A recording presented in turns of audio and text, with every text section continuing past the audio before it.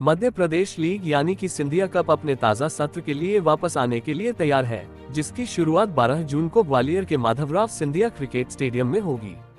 दिलचस्प बात यह है कि ग्वालियर ने पिछले साल MPL के उद्घाटन संस्करण की भी मेजबानी की थी, जिससे ये खिलाड़ियों और आयोजकों के लिए एक परिचित स्थल बन गया है।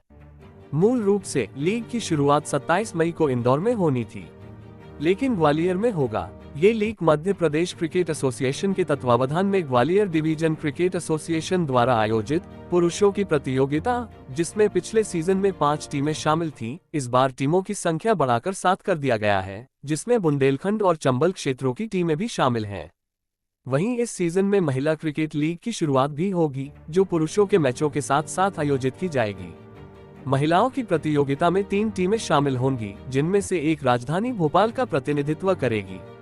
केंद्रीय मंत्री ज्योतिरादित्य सिंधिया ने कहा कि ग्वालियर हमारे खिलाड़ियों और प्रशंसकों के दिलों में एक विशेष स्थान रखता है। एक बार फिर से ग्वालियर में क्रिकेट का रोमांच देखने को मिलने वाला है। 2 नई पुरुष टीमों और हमारी पहली महिला लीग की शुरुआत की जा रही है। हमें मध्य प्रदेश में प्रतिभाओं के लिए अवसरों का विस्तार करने पर गर्व है। इस बार फिर ग्राउंड जीरो से क्रिकेट के खिलाड़ियों को क्रिकेट के मैदान में लाए हैं। इसके साथ ही ज्योतिरादित्य सिंधिया ने कहा, अपने आप में इतिहास रचा रहा है, क्रिकेट हमारे लिए धर्मरथ है। साथ ही हमने रोजगार के अवसर जोड़े हैं। हर साल 2 खिलाड़ियों को रोजगार दिए जाएंगे। हर 50 रन पर 1 किट दी जाएंगी। सर्वश्रेष्ठ लीग की शुरुआत मध्य प्रदेश में हुई है। पहले इस लीग के खिलाड़ियों को IPL ने उठाया है। आज मध्य प्रदेश क्रिकेट में राष्ट्र स्तर पर सक्षम हो चुका है। इसके साथ ही कहा है, इंदौर में क्रिकेट वर्ल्ड कप महिला का आयोजन किया जाएगा। MPL की टीमें GFXN, पुरुषों की टीमें ग्वालियर चीता, Bhopal leopards, Jabalpur royal Lions, Rewa Jaguar, Indore pink panthers, Chambal घड़ियाल, बुंदेलखंड बुल्स। महिलाओं की टीमें चंबल घड़ियाल, Bhopal valves, Bundelkhand bulls. GFX out. Jyotiraditya Scindia, केंद्रीय मंत्री ने न्यूज घर तक चैनल को बताया।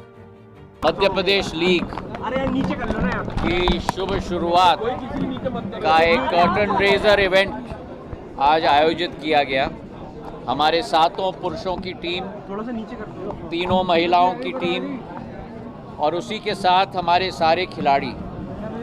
और याद रखिएगा कि ये अपने आप में एक इतिहास रचा जा रहा है, क्योंकि जहाँ एक तरफ क्रिकेट जो हम लोगों के लिए, भारतीय के वासियों के लिए एक धर्म ग्रंथ है, वहीं क्रिकेट के साथ रोजगार के अवसर जोड़े गए हैं, जहाँ हर एक टीम के मैनेजमेंट ने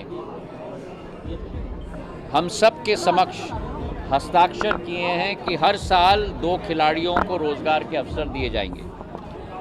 तो रोजगार का सृजन, उसी के साथ पर्यावरण की रक्षा, प्रधानमंत्री जी की सोच एक पेड़ न माँ के नाम, उसी विचारधारा का एक पर्यावरण की रक्षा का कार्यक्रम भी रीवा जैगुआर्स के द्वारा आयोजित किया गया। और वहीं क्रिकेट के नौजवानों को एक नई ऊर्जा प्रदान करने के लिए हर 50 रन पर एक किट आगामी नए ऊर्जावान बच्चों के लिए प्रदान करने का एक संकल्प जबलपुर रॉयल लायंस के द्वारा लिया गया।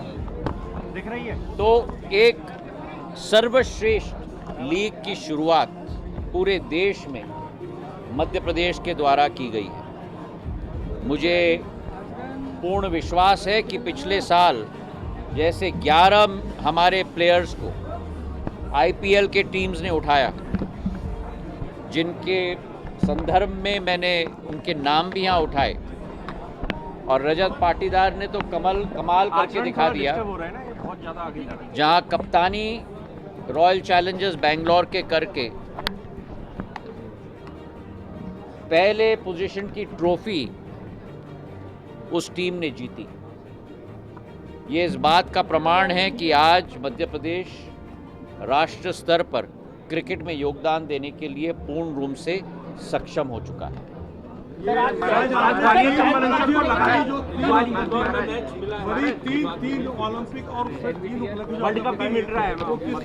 तो लॉस एंजलिस के 2028 के ओलंपिक्स में और 2036 के ओलंपिक्स में भी क्रिकेट को स्थान दिया जाएगा।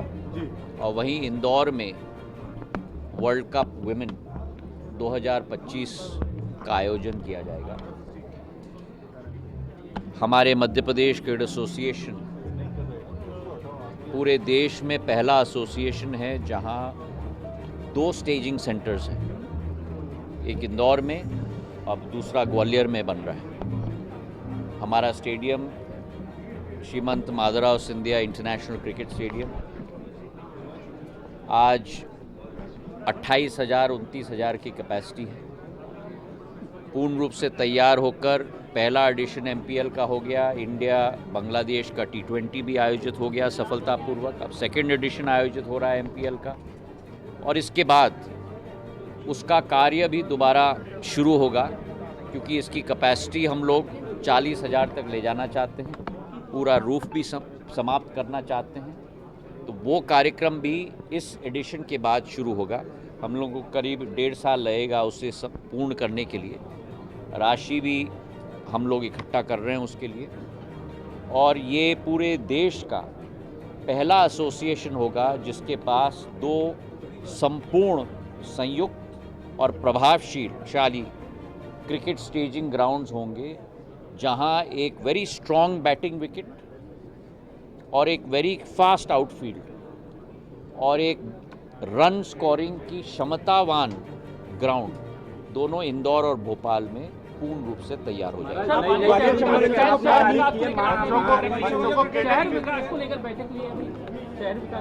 चंबल का पानी, चंबल का पानी मिल रहा है, प्रयास आपके हैं। ट्रेन की बात करें तो किस तरह से देखते हैं? देखिए, ग्वालियर की विकास और प्रगति की बात हम लोग अब करेंगे अगले कार्यक्रम में। यहाँ क्रिकेट है तो ऐतिहासिक है। आप लोग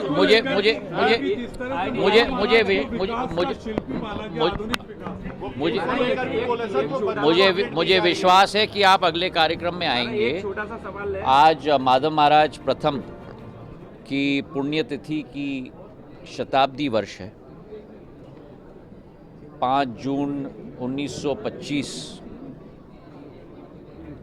को वे हमारे बीच से छीने गए थे।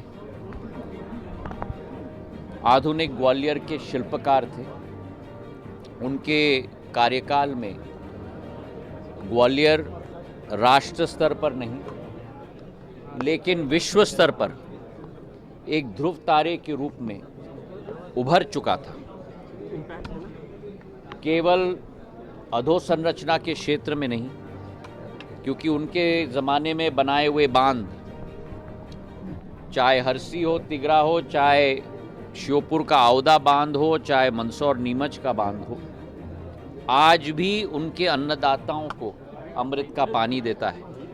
लेकिन उनके ज़माने का बनाया हुआ ग्वालियर लाइट रेलवे, उनके ज़माने में बनाए हुए शैक्षणिक संस्थाएं, उनके ज़माने में बनाया हुआ दरबार पॉलिसी, उनकी एडमिनिस्ट्रेशन, जहां लेजिस्लेटिव और जुडिशरी के बीच में अंतर लाया गया था, पंचायती राज की शुरुआत उनके द्वारा की गई थी।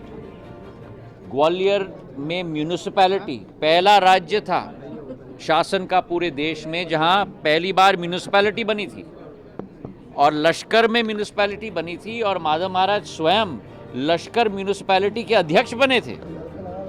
तो वे विकेंद्रीकरण की शुरुआत उन्होंने